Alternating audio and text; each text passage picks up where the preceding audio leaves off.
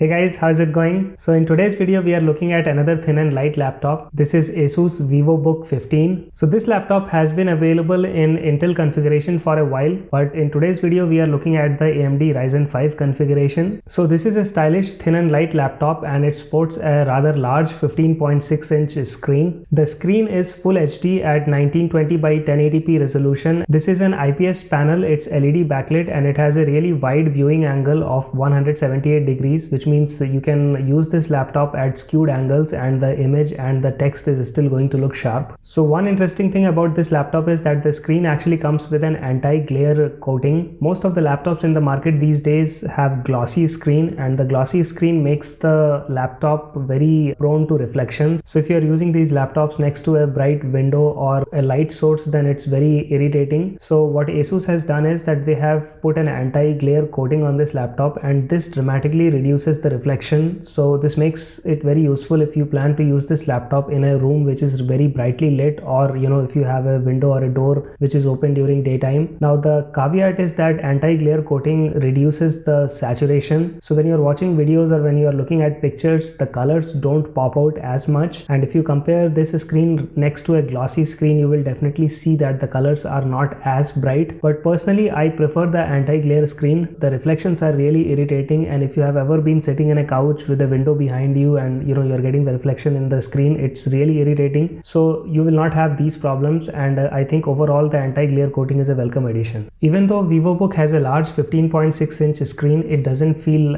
bulky, and this is because Asus has managed to trim down the bezels on all the four corners. The bezels on this laptop measure at only 5.7 millimeter, so this gives it a whopping 88% screen to body ratio, which I think is pretty amazing. We have seen high body ratios in smartphones, and I'm glad the PC makers are now incorporating this. Thick bezels make any laptop look really old school, so this one has a very modern look, and the thin bezels all around the four corners look really nice. What is impressive is that Asus managed to put a HD webcam on the top bezel, even though the bezel is very thin, and this HD webcam, because it's situated in the middle on the top, that's the perfect viewing angle for video chat. A lot of the manufacturers, especially the thin and light laptop makers, they tend to put the webcam in the near the keyboard, and that creates a very skewed angle, a very awkward angle. And trust me, nobody wants to look at your nose here when they are doing a video chat with you. So do them a favor and don't use laptops with that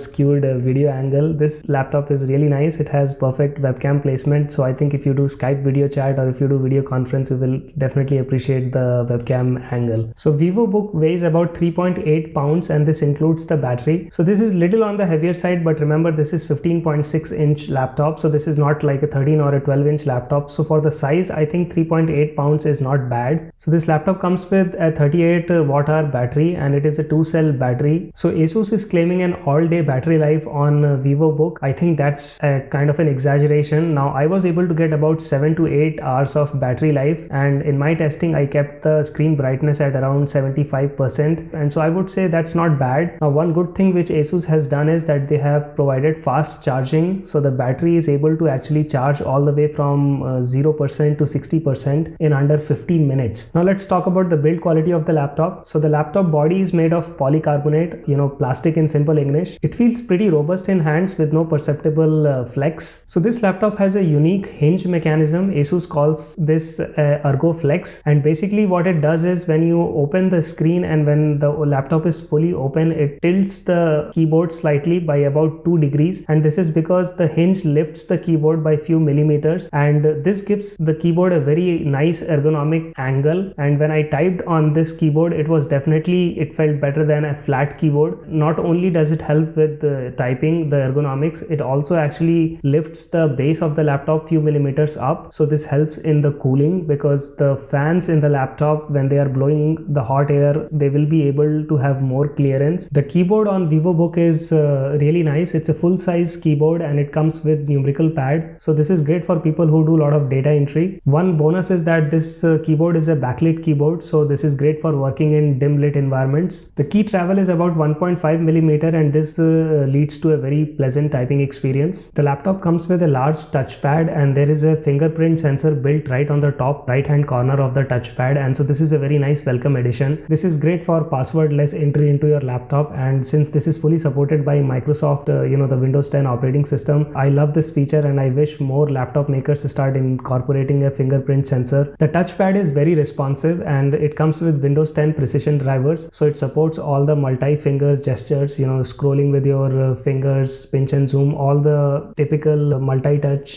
finger gestures are supported. The tactile feedback on the touchpad is also really nice. So overall, I am very happy with the quality of both the keyboard and the touchpad. Okay, now let's get into the hardware specs. So this laptop is unique because instead of using the Intel processor, this is using an AMD Ryzen 5 3500U processor. This is a 4-core and 8-thread processor. Its base clock frequency is 2.1 GHz and it is capable of overclocking to around 3.7 to 3.8 GHz. So in the benchmarking, this CPU scores 7936 average CPU mark, which is a pretty good rating. If you compare this with other processors, you will see that Ryzen 5 3500U is in the top tier. It's actually ranked 4th here. These are the top 10 common laptop CPUs and it's only getting beaten by Core i7 processors. So overall, for the price that you are paying, I think this is a damn good processor. You are getting very good bang for bucks. So kudos to ASUS for picking this processor, and I'm very happy that AMD is now churning out really good processors. Okay, moving on to the GPU. This laptop is using Radeon Vega 8 graphics. So here is the benchmark performance of Vega 8 graphics. It scores 3085 5D mark. So as you can see here, it is actually sitting ahead of the Radeon HD 6870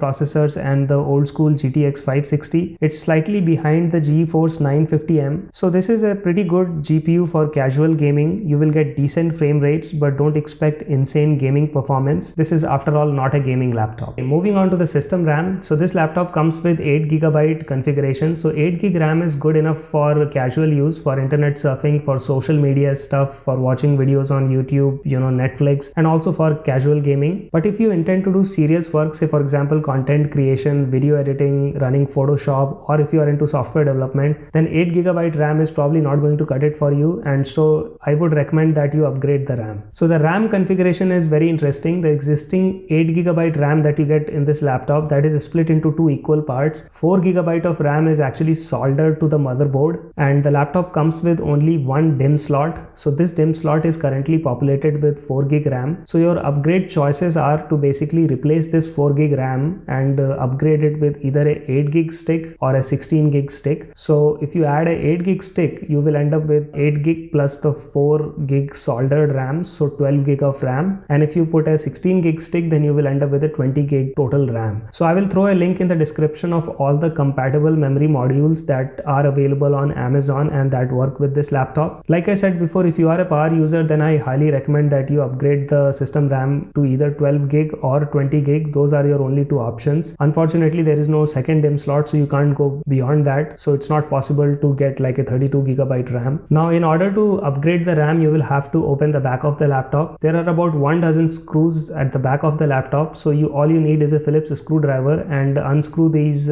screws. My recommendation is when you are unscrewing these screws, remember the location of where you picked these screws from, because these screws are not identical. After you have removed the screw, you need to pry open the back of the laptop. This can be done using a prying tool, or even an old plastic credit card or a plastic knife is good enough. Just find one corner of the laptop and from that edge pry it open, and then once you have your plastic credit card or the knife and you have made its way in, then just move it across the length of the laptop. You will hear a lot of clicking sounds. These are the latches which are basically opening up. So gently move it along the 4 sides of the laptop, and once all the latches are open, then the back of the laptop will easily come out. So once you have removed the back of the laptop, you will have access to the memory module. So as you can see here, there is only one DIMM slot, and this is the DIMM slot which will already have a 4GB memory stick. So what you need to do is get rid of the 4GB memory stick and replace it with either the 8GB or the 16GB memory stick that you have purchased. If you have never installed memory modules before, it's not difficult. All you need to do is make sure that the notch on your memory stick matches with the slot. The memory module is asymmetric, so there is only one way to put this in the slot. So make sure that your memory stick, the notch is matching with the slot, and gently slide it in at around 45-degree angle. Once it is in, then you press it gently down and it will make a very satisfying click sound when it latches, and that's it. Your memory has been upgraded. Now while you have your laptop open, there is one other upgrade that you can do, and this is the SSD storage. Now this laptop comes with only one SSD, which is the PCIe NVMe M.2 slot. So if you are planning to upgrade the SSD, unfortunately you cannot add a second SSD because there is no slot for a second SSD, so you will have to replace the existing SSD. So this laptop comes with 256 GB of SSD. If you are interested, I will throw a couple of links in the description below for a 500 GB SSD and a 1 TB SSD. Remember, if you are planning to upgrade the SSD, you will have to clone the operating system so that your Windows 10 image along with all your files, transfer them to the new SSD. So the SSDs that I have linked in the description, they come with a free software which will help you clone the SSDs. Okay, now let's talk about the ports in this laptop. It has one USB Type-C port, which is good news, but the not so good news is that you cannot charge the laptop with this USB Type-C port. This is only for data connection, so that is kind of a bummer. It also comes with the old school USB 2.0 and USB 3.0 ports. In addition, you get an HDMI port, you get a headphone jack, the 3.5mm jack, and you also get a micro SD card slot. Okay, so here are my final thoughts. I think this is a very good laptop for most of the folks. For casual use, for the casual gaming, for surfing, social media, watching videos on YouTube, Netflix, this is a great laptop. If you are a power user, then I will recommend that you upgrade the RAM because 8GB RAM is probably not going to cut it for serious work. But for the price, I think VivoBook is a really good laptop. It has a nice 15.6-inch screen. It has very thin bezels. It's not very heavy. The battery is about 7 to 8 hours and you get fast charging. So overall, I think this is a very good laptop. So that's it guys. That's it for today. I hope you liked this video and you found it useful. If you did like this video, then please like it. Consider subscribing to TechnoPanda because I cover topics like these. Also check out technopandareviews.com where we have consolidated all the reviews and lots of other technical information along with product reviews. So that's it for today guys. I will see you in my next video. Have fun. Bye.